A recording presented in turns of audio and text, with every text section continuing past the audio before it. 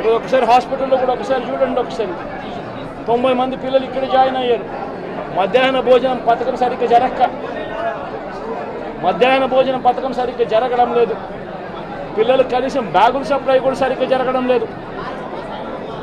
ఇచ్చేటోడు ఎవడు ఇవ్వడం లేదు సరిగ్గా ఏది వ్యవస్థ అనేది ఏది సరిగ్గా జరగడం లేదు. వ్యవస్థను గాడిలో పెట్టండి.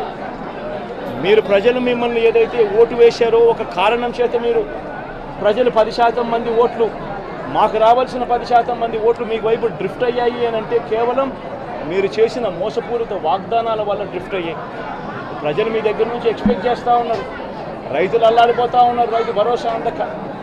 పిల్లలు అల్లాడిపోతూ ఉన్నారు, పిల్లలు బడులు స్టార్ట్ అయ్యాయి, కానీ తల్లులకు అమ్మఒడి కార్యక్రమం ద్వారా వస్తూ ఉన్నది రావడం లేదు.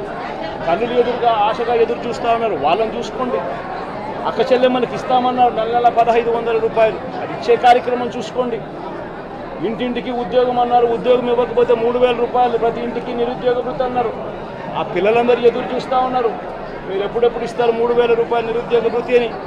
అది చూసుకోండి.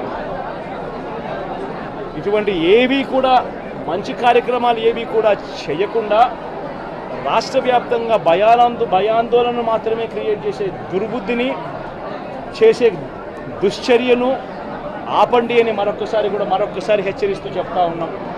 శిశుపాలను పాపాలు పండినట్టుగా వేగంగా జరుగుతూ ఉన్నాయి. తన పాపాలు పండడం అన్నది కూడా తను మర్చిపోద్దని సందర్భంగా మరొక్కసారి చెప్తా ఉన్నాం.